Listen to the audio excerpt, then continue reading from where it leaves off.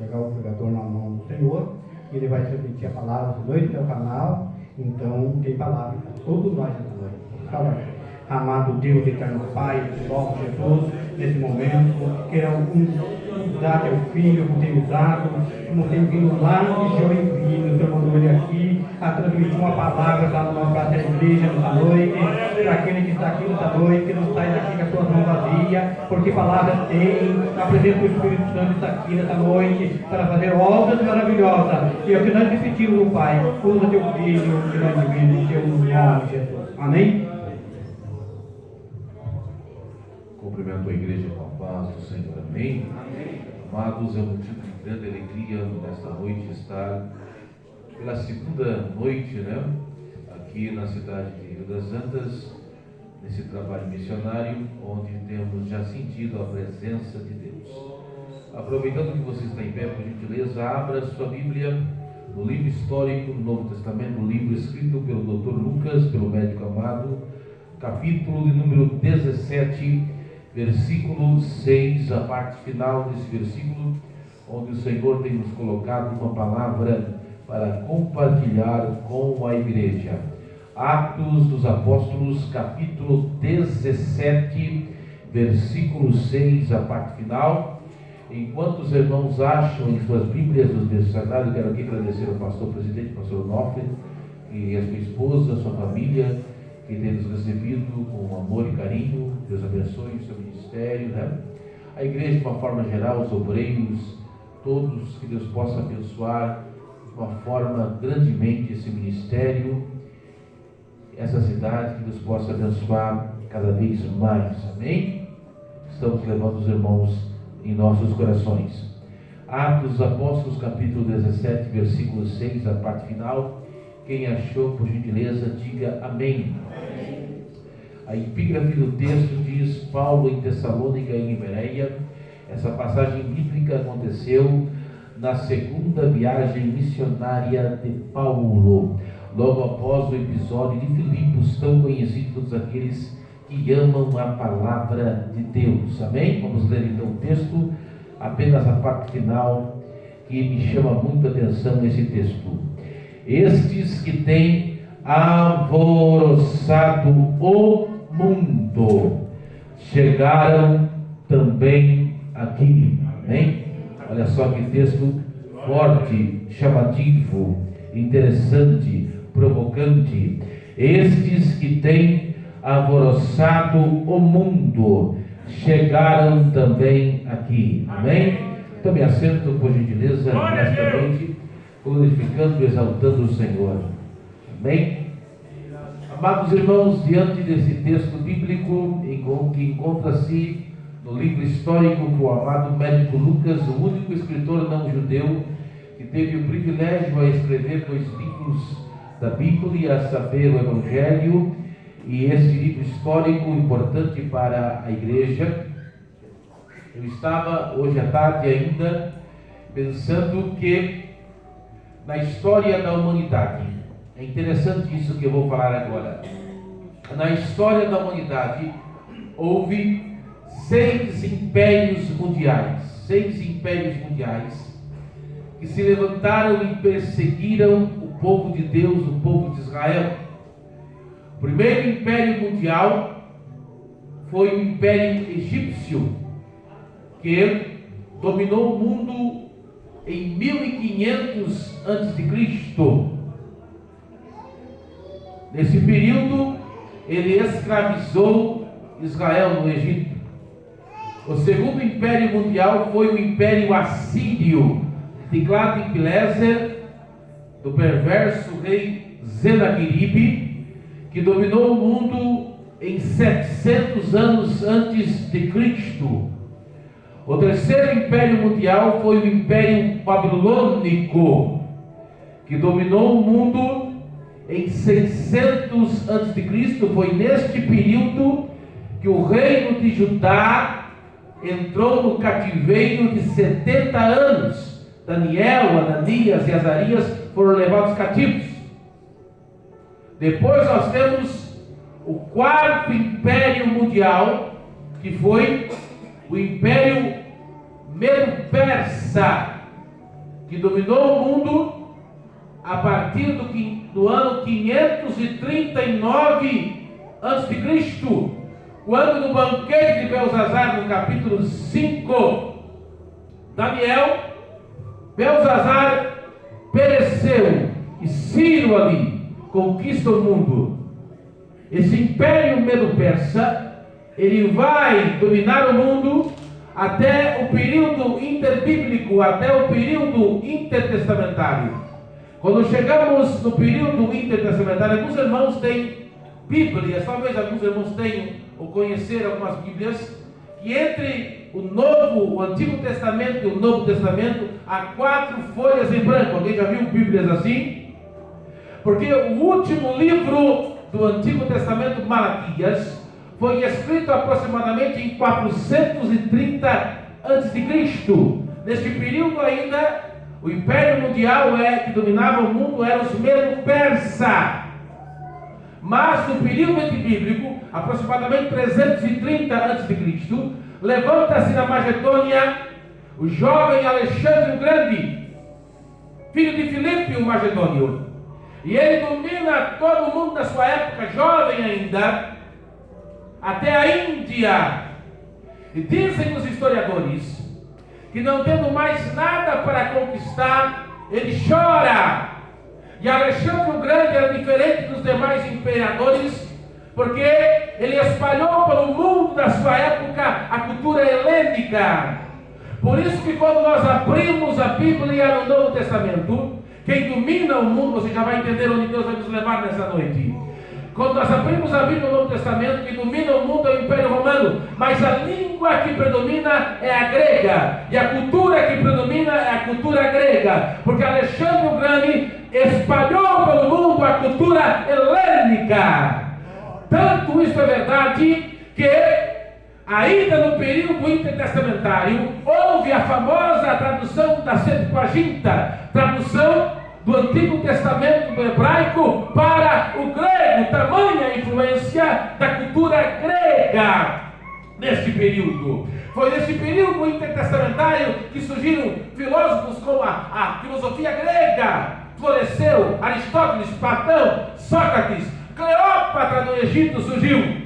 Aí surge o Sexto Império, o Império Romano, o Império de Calígula, de Nero, de Domiciano, de Diocleciano, de Adriano, daquele filme que fez muito sucesso e vai ser lançado outro agora em 14 de novembro, estrelado por Denzel Washington, o Gladiador. Marco Aurélio, que está no primeiro filme, estrelado por também Joaquim Fênix, quem se lembra?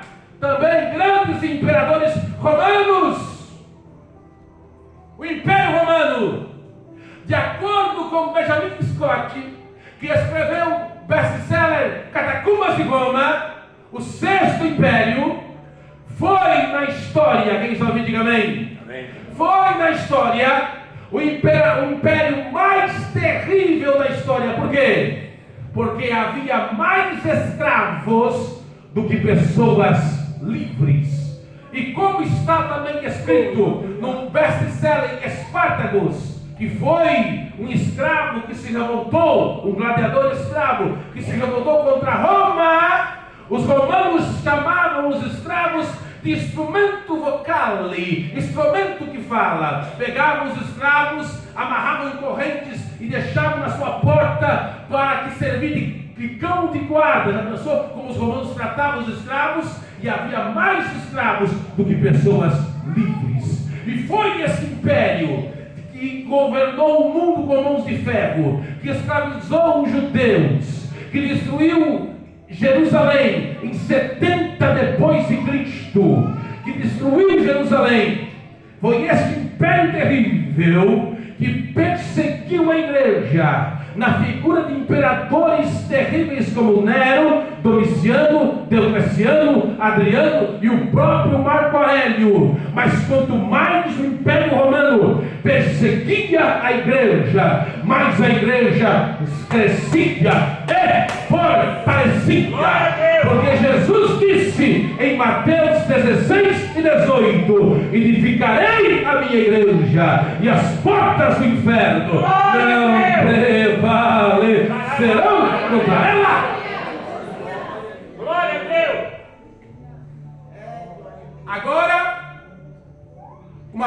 pergunta se faz nesta noite. Uma pergunta se faz nesta noite, 20 de outubro de 2024. Qual era o segredo desta igreja?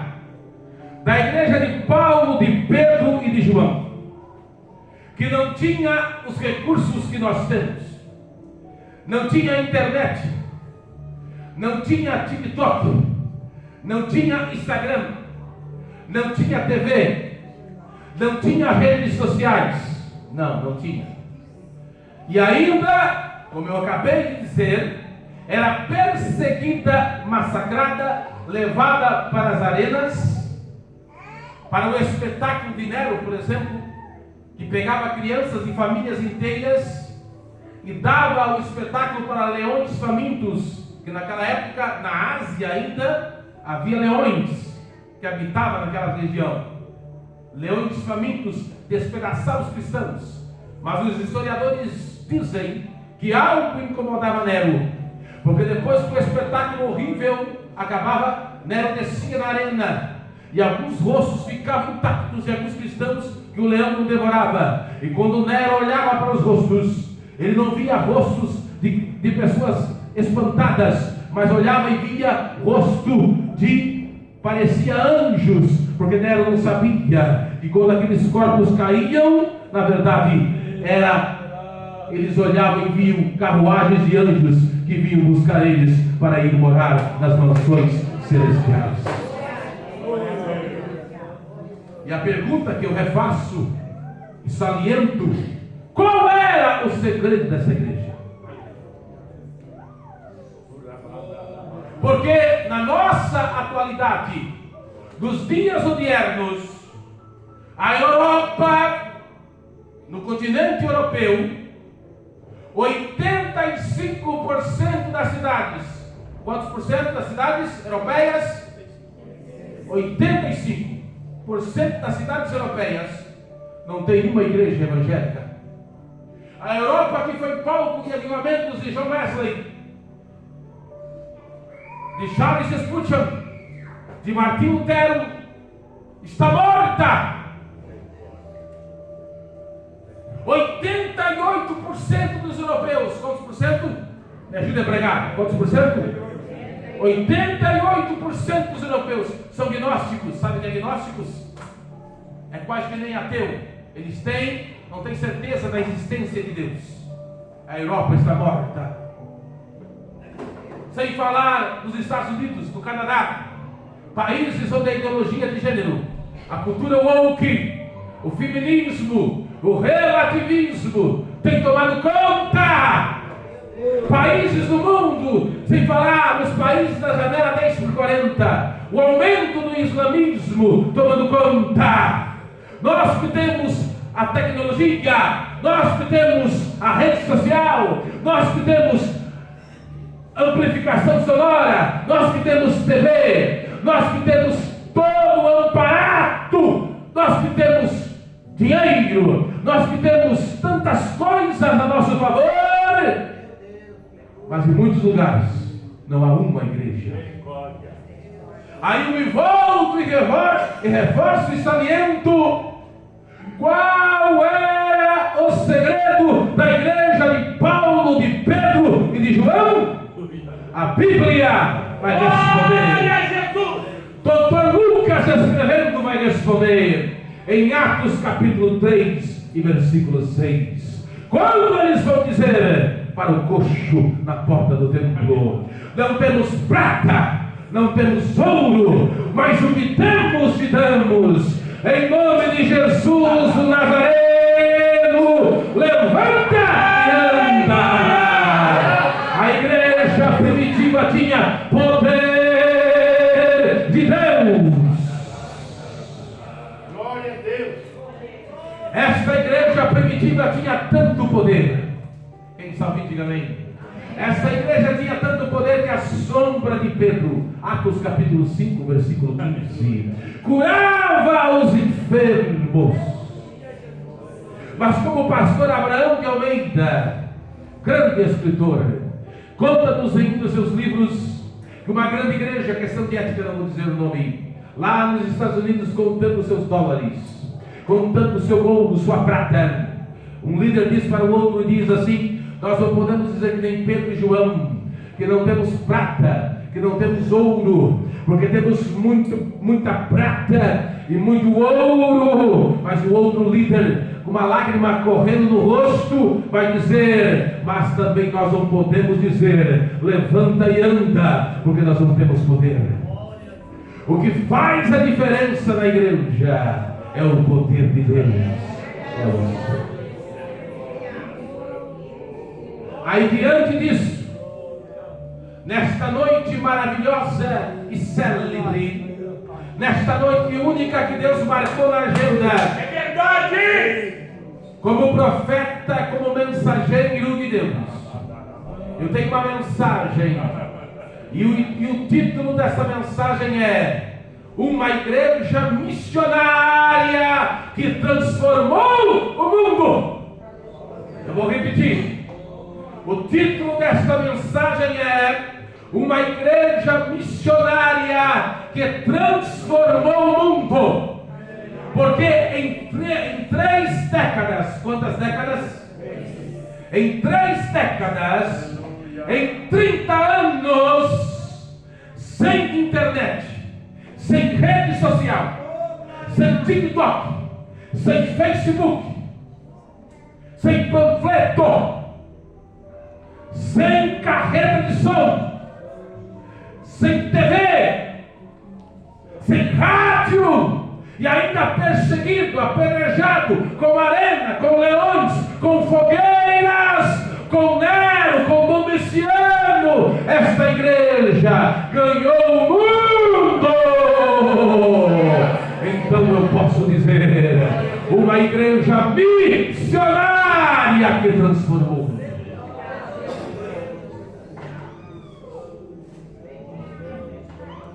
O que essa igreja tinha, o que essa igreja possuía, me chama a atenção. Quais são as características desta igreja missionária que transformou o mundo? É isso que nós vamos conhecer nesses minutos que nos restam. Amém? Quem quer ouvir a revelação? Vamos então. Uma mensagem que vai se basear no livro de Atos dos Apóstolos nesta noite. Primeira característica, se você quiser acompanhar ou apenas ouça, fique à vontade. Primeira característica está em Atos capítulo 5, versículo 42. A primeira característica desta igreja missionária que transformou o mundo está em Atos dos Apóstolos capítulo 5 e versículo 42, diz assim o texto. Dr. Lucas escrevendo diz assim: e todos os dias, no templo e nas casas, não cessavam de ensinar e de anunciar a Jesus Cristo. Vou repetir o texto. E todos os dias, no templo e nas casas, não cessavam de ensinar e de anunciar a Jesus Cristo. Aqui está a primeira característica dessa igreja missionária que transformou o mundo. Ela amava a palavra e o ensinamento. Verdade. Verdade, meu pai. Sabe, amados irmãos, estudando a história eclesiástica desde a igreja primitiva, tem que falar isso aqui, irmãos. Quando eu era mais novo, mais de 20 anos pregando a palavra de Deus, eu vou para 25 anos em ministério. Quando eu era mais novo, eu era preocupado assim. Hoje, irmãos, eu fico preocupado se os ouvintes receberam a palavra e vão guardar a palavra. Hein? Preocupado com isso. Aleluia. Se você glorificar a Deus, se você glorificar a Deus, amém. É muito importante, porque nós somos pentecostais, nós temos uma identidade pentecostal, mas o mais importante é você estar atento e entender o que Deus, através da minha vida, quer passar para você. Amém? Hoje nós temos uma gama de pregadores que fica até vermelho.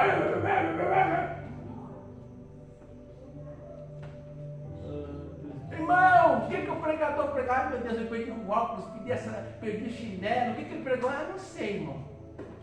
Não serve. Não serve. Tem que... Aqui, ó.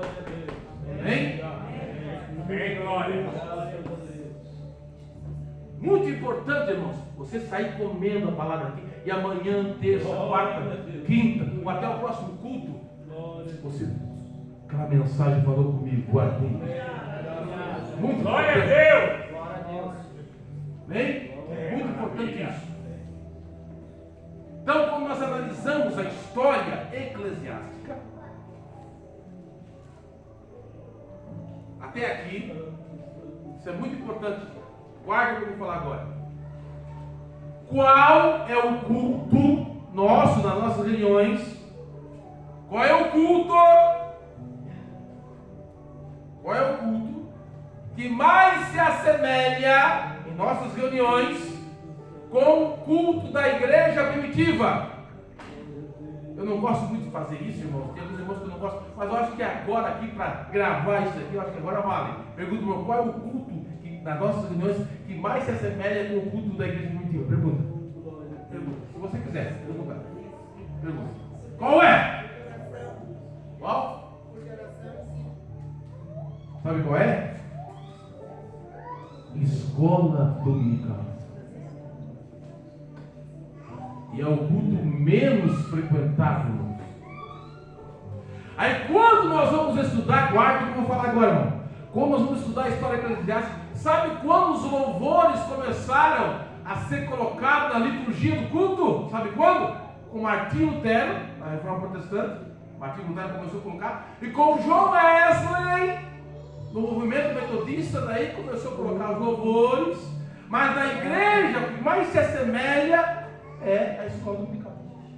E é o menos frequentado.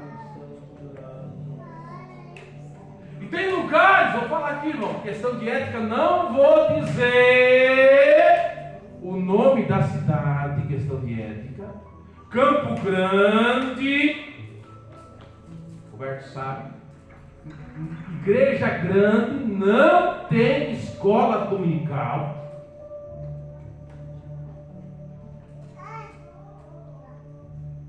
E a esposa do pastor disse: eu não gosto de escola dominical. E faz assim, chama, nada contra não, mas chama o profeta que revela o número do sapato, que tem, né? Revela o número do CPF, enche a igreja, tem gente pendurada até pelas árvores. Mas faz um estudo bíblico, irmão, não vem ninguém. Aí é facilmente, eu vou falar aqui, irmão, porque se não falar, Deus me cobra. Aí é enganado pelo testemunho de Jeová, enganado pelo adventista, enganado pelas heresias aí, porque não tem base bíblica. E não há avivamento sem palavra. Amém. Porque quem tem palavra é que nem a palmeira que tem raiz, vem o vento, vem aqui, mas ele está firme, porque ele tem estrutura, ele tem raiz. Eu poderia aqui citar no Antigo Testamento várias passagens, quer ver só? 2 Crônicas 17, 7 a 9. Quando Josafá ele assume o reinado, ele manda os levitas, confere aí, senão o tempo não dá. Só vou citar, não vou ler. Ele manda os levitas ensinar, 2 Crônicas 17, 7 a 9. Ele manda os levitas ensinarem a lei pelo reinado. E Deus manda um grande avivamento. Neemias capítulo 8, versículo 3. Durante 7 dias, quantos dias? Neemias 8 e 3.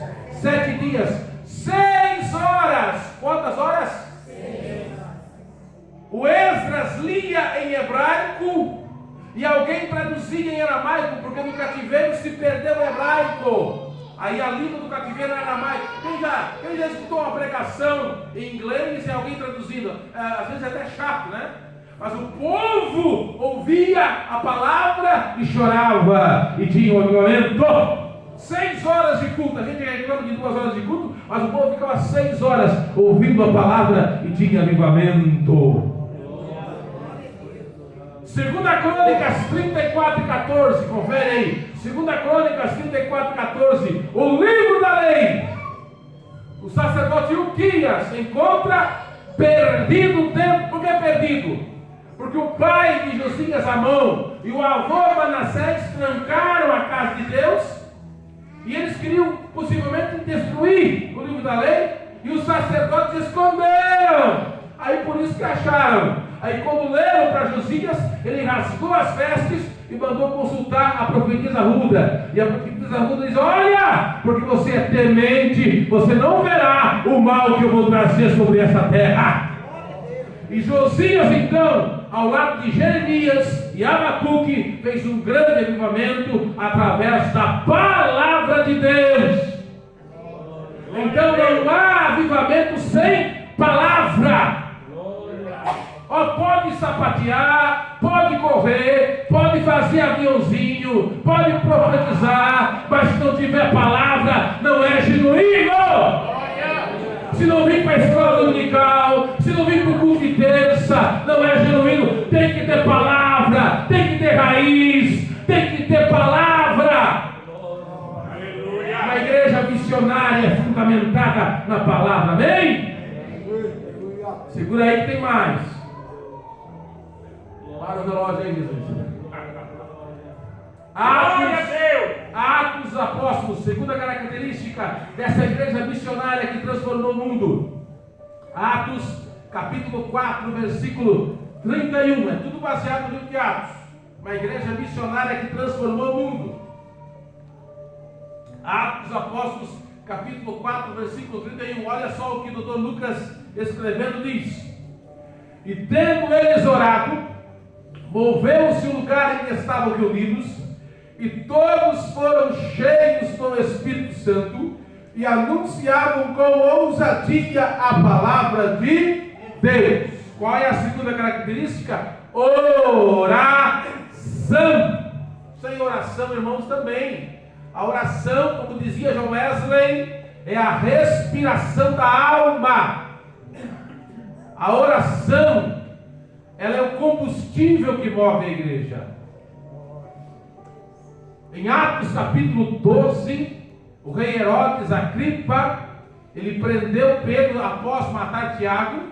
Atos 12:5 diz que Pedro era guardado na prisão, mas a igreja fazia contínua oração por ele a Deus. Deus enviou o anjo e libertou Pedro. Olha o poder da oração.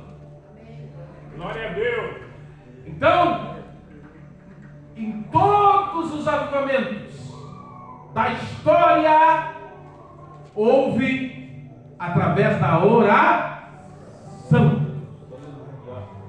Qual foi o sermão? Isso aqui é interessante. O sermão mais famoso da história foi ministrado por Jonathan Edwards. Você precisa conhecer Jonathan Edwards, a história dele. Ele nem era pentecostal como eu e você. Ele ficou 3 dias orando. Quantos dias ele ficou orando? Ele dizia que a igreja que ele herdou para pastorear era um vale de ossos secos. Os Estados Unidos ainda era colônia da Inglaterra. Mortos espirituais. Ele ficou 3 dias assim: Senhor, eu não quero uma igreja morta. Aviva esse povo. Ele ficou orando. 3 dias orando e jejuando para que Deus avivasse aquele povo. Quando ele se levantou, o povo que estava na igreja, tudo morto espiritual, tudo no pecado. Leia a história desse sermão: pecadores nas mãos do Deus irado. Como é que era o tema da mensagem? Parece que as pregações coach de hoje, né? Pecadores nas mãos de um Deus irado. Já pensou o tema da mensagem? Ele olhou assim: você está a um passo do inferno. Diz que as pessoas pegavam assim no banco, assim, diziam: pare de pregar, porque a pessoa parece que ir para o inferno viva. E através desse sermão de Jonathan Edwards, a Nova Inglaterra, os Estados Unidos, foi avivado através desse sermão. Glória a Deus! Mas começou através da oração.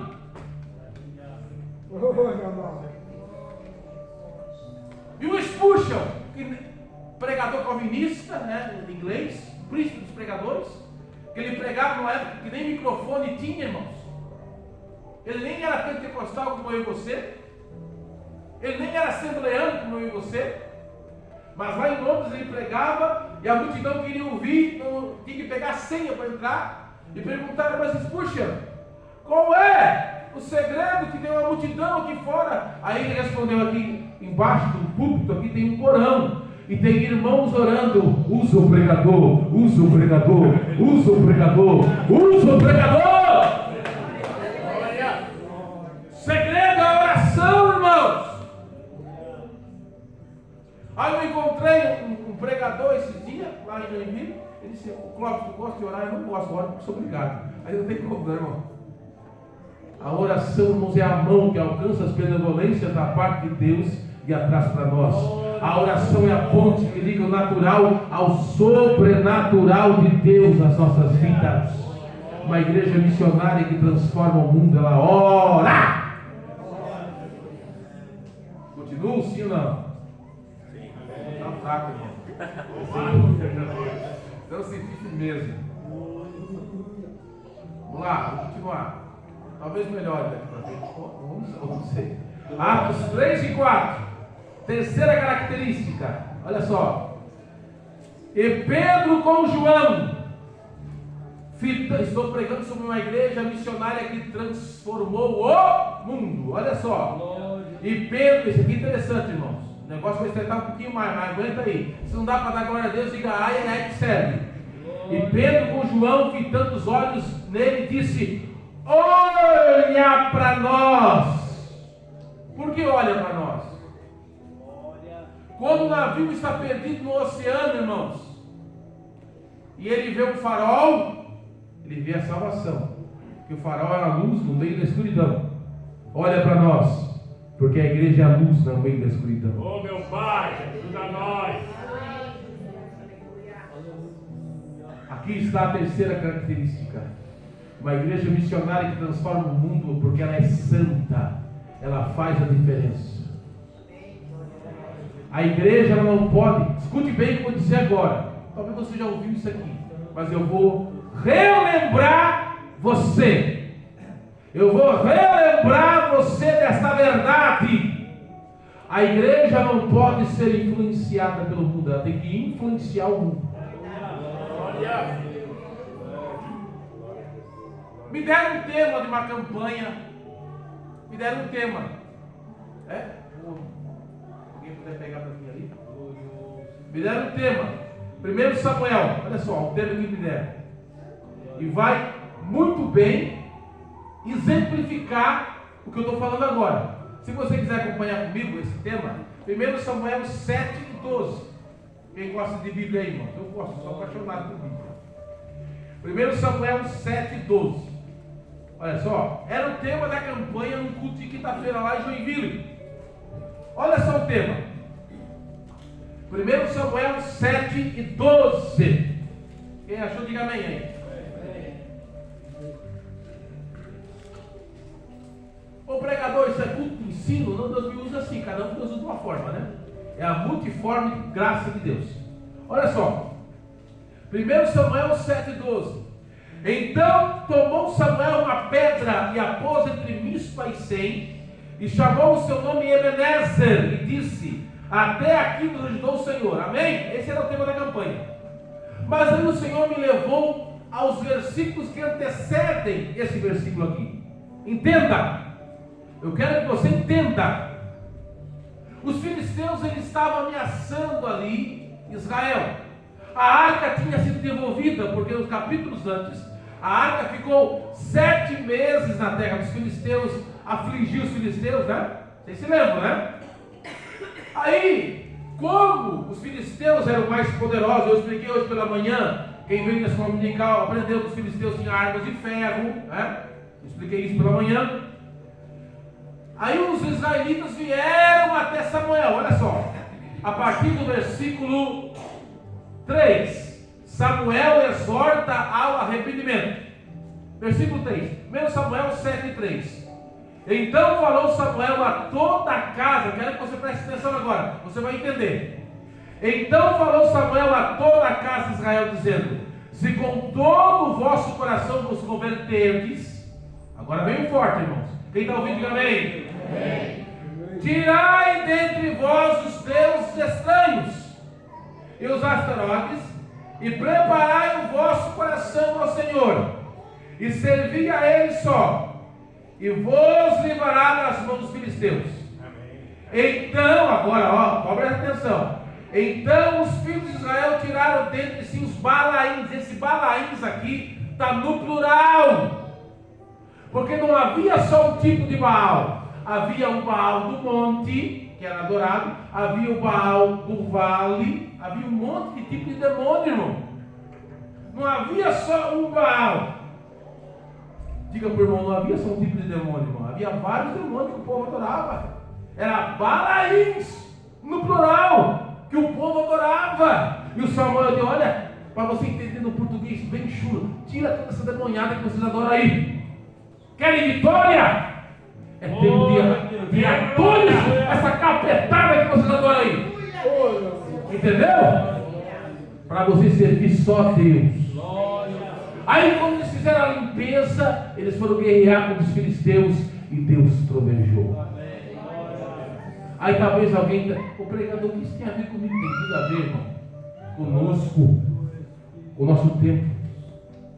Deixa eu aplicar agora a mensagem, irmão. Deixa eu fazer a aplicação. A gente aprendeu em homilética que a gente tem que fazer a aplicação para o povo entender. Deixa eu aplicar a mensagem. Posso aplicar a mensagem, irmão? Vou aplicar agora.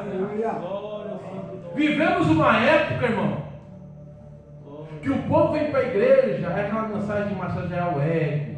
Você é uma florzinha de Jesus. Continua no pecado, né? Continua assim mesmo. Não. Quer vitória?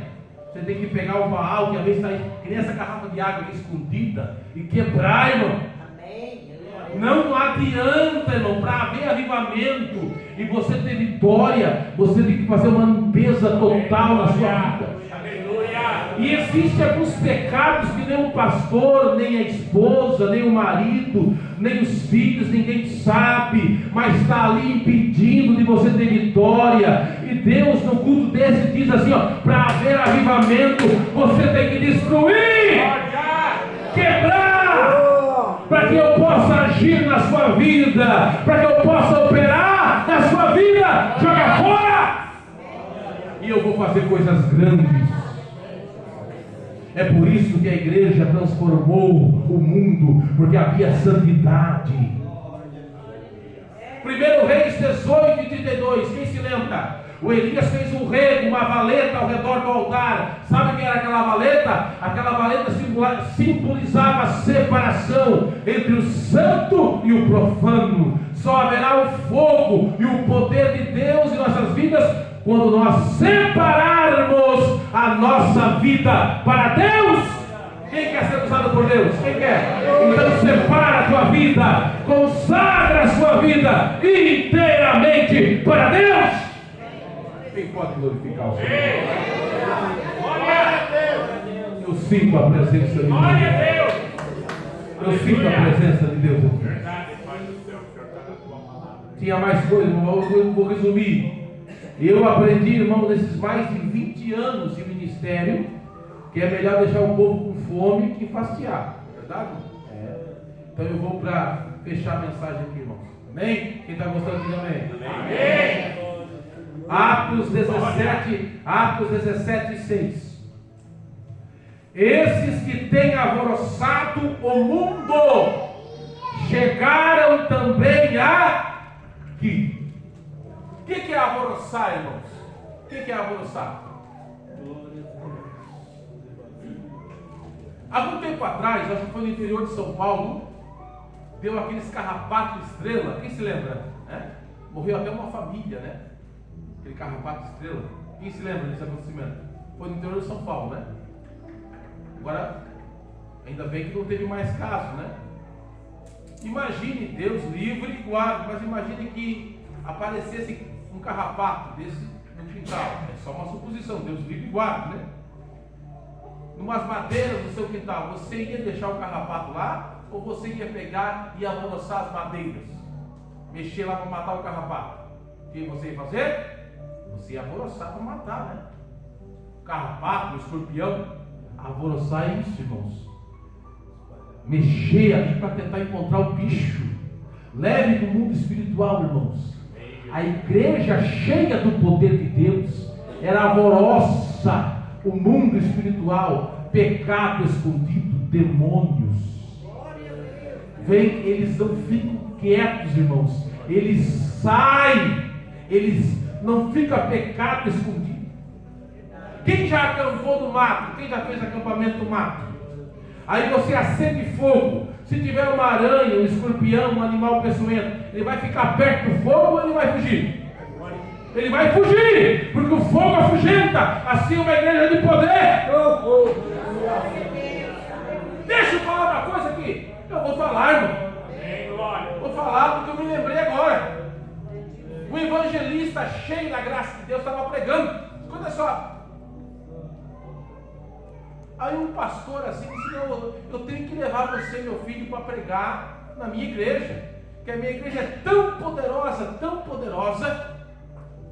que faz 10 anos que um demônio não se manifesta na minha igreja. Tão poderosa que é. Aí o rapaz, o evangelista, falou: pastor, então essa igreja era uma igreja pentecostal. O rapaz foi pregar lá, mas a igreja era tão fria, tão gelada, irmão, mais gelada que o Polo Norte e Antártica junto. E o rapaz pregou assim, engoliu um monte de mosquito. E uma coisa, irmão, é uma coisa, eu estou vendo aqui que os irmãos estão comendo a palavra, uma coisa, né? Outra é quando a igreja é indiferente. Tem igreja que está pregando assim, os irmãos estão lá assim, ó, lá em Marte, Júpiter, na outra galáxia, é verdade. Conversando, batizado com Jesus, que não é, deve ser um capeta, verdade? Aí o rapaz acabou de pregar, tudo suado. Aí o pastor assim: o que você acha da minha primeira coisa? Não leva mal não, mas a sua igreja é muito fria e gelada, mais fria. Sabe por que os demônios se manifestam nessa igreja? Por quê, meu filho? Porque são membros da sua igreja. Não tem poder, quando tem poder, irmão, os demônios não passam nem perto, porque o fogo de Deus. E se andar, sai em nome de Jesus. Glória a Deus. Tem poder de Deus aí? Tem poder. Deus quer que nós sejamos cheios do poder de Deus. Quem quer? Deus pode te batizar com o Espírito Santo. Agora deixa eu dizer uma coisa, irmão, para terminar, que meu horário já está. Eu não quero cansar os irmãos. Escute aqui. Ao longo da história, o avivamento, eu falei hoje pela manhã na escola dominical, o avivamento não é só na igreja. Quem já estudou em escola pública, sabe onde começou a escola pública? Na Reforma Protestante. Martim Lutero, quando começou a Reforma Protestante, agora 31 de outubro, a gente vai comemorar mais o ano da Reforma Protestante, né? Martim Lutero disse: olha, não só as crianças ricas, porque só as crianças ricas têm acesso ao estudo na escola pública, os pobres também têm que ter acesso. Foi na Reforma Protestante. Quem sabia disso? Coisa tremenda. Então, avivamento, uma igreja, ela não influencia só aqui dentro, ela influencia a sociedade. Verdade. Olha. Quero que você entenda aí: escravidão. Teve um discípulo de John Wesley. Nós devemos muito aos metodistas e ao movimento de santidade. Estude muito sobre isso aí. O meu inglês é terrível, irmão. Wilberforce, ele era um metodista. Ele lutou contra a escravidão na Inglaterra. Quem sabia disso? Wilberforce, ele era metodista. Começou a lutar contra a escravidão na Inglaterra. Olha só, isso é uma igreja, irmão. Isso que a igreja faz. Eu vou fechar a Bíblia agora, irmão, e termino. Teve um presidente da Argentina. Ele foi presidente por 3 mandatos. O último mandato foi de 73 a 74. Juan Pablo Perón. Quem viu falar? Juan Pablo Perón. Ele era contra o Evangelho. E diz a história, isso está nos anais. Eu tenho um livro lá em casa que fala sobre isso aí. Está nos anais da história da igreja na Argentina. Já estou terminando. Quem está ouvindo, diga amém. Escute. E ele contraiu uma doença de pele e era contra o Evangelho.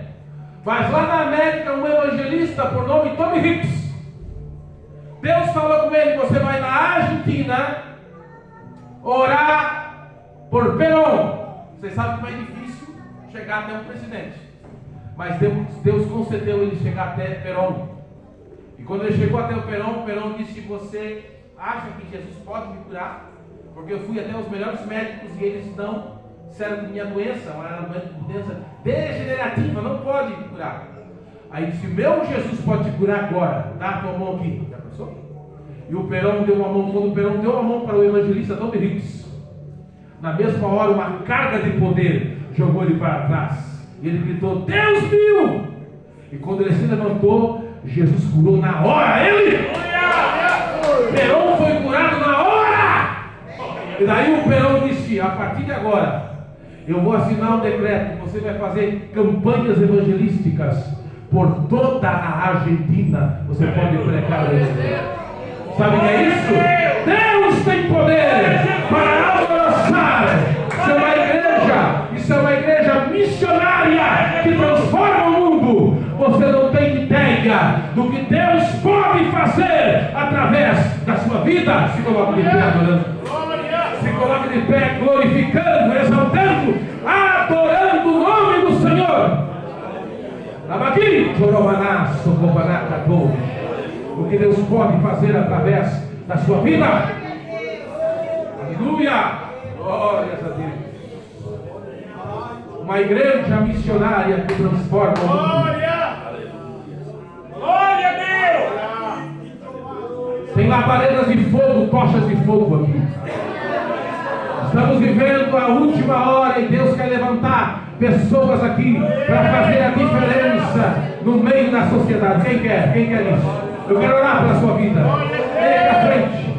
Deus tem missionários, Deus tem pessoas para fazer a diferença no meio dessa cidade, no meio dessa sociedade.